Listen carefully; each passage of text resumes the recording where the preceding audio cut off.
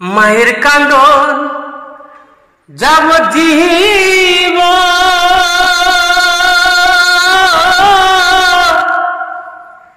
দুই চার মাস বনের কান্দন রে ও ভাই ঘরের পরিবারের কান্দন কহে কি দিন পর থাকে হে না দুঃখের দরদি আমার জনম দুঃখী মা গর্ভধারিণী মা জনম দুঃখিনী মা দুঃখের দরদি আমার জনম দুঃখী মা 10 মাস 10 দিন মায়ে গর্ভে দিল ঠাই রক্ত মাংস খাইয়া মায়ের ভবে আইলাম তাই ভূমিষ্ঠ হইয়া ভবে উঠিলাম কান্দিয়া শান্ত করিল মায়ের বুকের দুগ্ধ দিয়া মায়ের সবের কালে বুক ভেসে যায় নয়ন জলে মায়ের সবের কালে বুক ভেসে যায় নয়ন জলে রে ও মা সন্তানের লইয়া কোলে ভুলে প্রসব যন্ত্রণা দুঃখের দরদি আমার জনম দুঃখী মা গর্ভধারিণী মা জনম দুঃখিনী মা দুঃখের দরদি আমার জনম দুঃখী মা হাতে পায়ে তেল মাখিয়া দিল শক্ত করে প্রসাদ পায়খানা আমি মায়ের কুলেই করি তবু না মারা হইল ভিজে গুয়ে মুতে আমারে শুকনাই রাখিয়া মাই থাকে ভিজাতে তাই অসুখ হইলে দেখি চাইয়া মায়ের সে বিছানাই বয়ারে অসুখ হইলে দেখি চাইয়া মায়ের সে বিছানাই বয়ারে বলে আহলাই আমায় যাও গলয়া সন্তানের লইও না দুঃখের দরদি আমার জনম দুঃখী মা গর্ভধারিণী মা জনম দুঃখিনী মা দুঃখের দরদি আমার জনম দুঃখী মা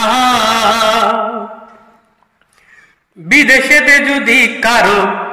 সন্তান মারা যায় রে ভাই এই দেশের লোকে নাই জানিতে আগে জানে মায় লজ্জাবতী গাছের পাতা টোকা দিলেই মরে সন্তান হারাম মার কলিজা ছটপট ছটপট করে শুকনা ডালে বৈশা যদি কাক কখনো ডাকে রে ভাই কুলাতে ধান লইয়া মায়ে সন্তানের সুখ দেখে বলে খাইয়া যারে দারুণ কাক উদর ভরিয়া আমার সন্তান আছে ভালো খবর দেয়া নিয়া ল্যাংড়া আতর কানা খুরা হইলে পরে ছেলে ধুলা ঝাইরা মায়ে তবু টান দিয়া লয় কোলে পুত্র যদি কুপুত্র হয় মায়ে নাহি ফেলে হাজার দোষ গোপন রাখিয়া মায়ে তবু পালে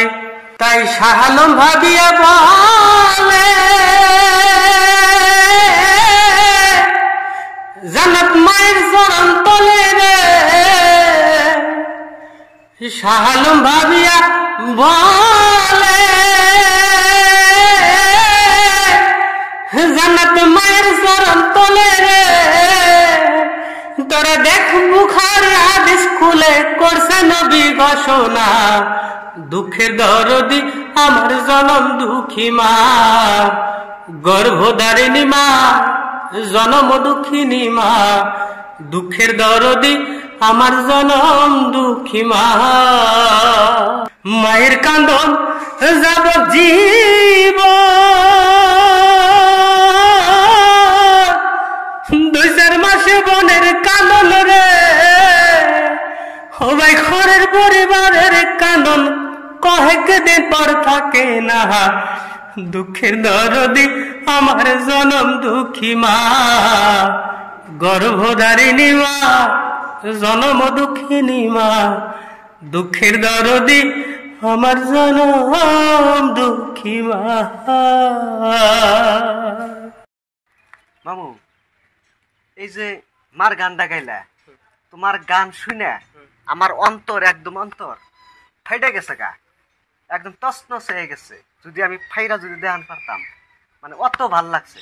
তুমি মার গান কি জন্য গাও আর এই সমাজের কি মেসেজ দিবার চাও, এটা কোয়া লাগে আর কি কও। ঠিক, এটা খুলে নেই তো।